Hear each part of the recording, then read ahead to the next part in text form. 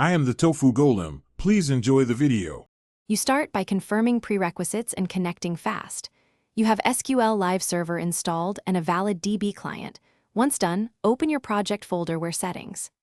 JSON Lives. Now, from the command palette run Start Live Server or click the toolbar icon to spin up the session.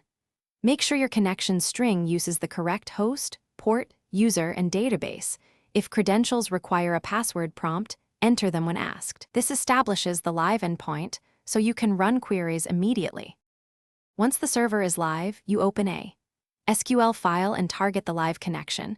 You will see the server name in the status bar. You run individual statements by selecting them or execute the whole script with run all. Meanwhile, results stream to the results pane so you can inspect rows and execution times.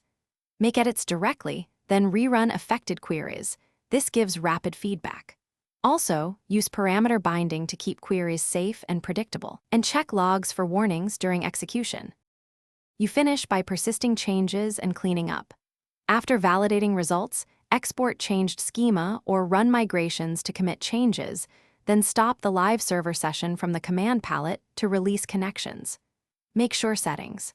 JSON reflects any new host or credential values so future sessions are consistent.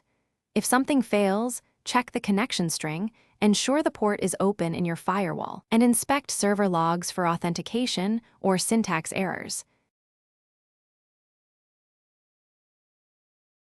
Thanks for watching. Consider subscribing if we helped you today.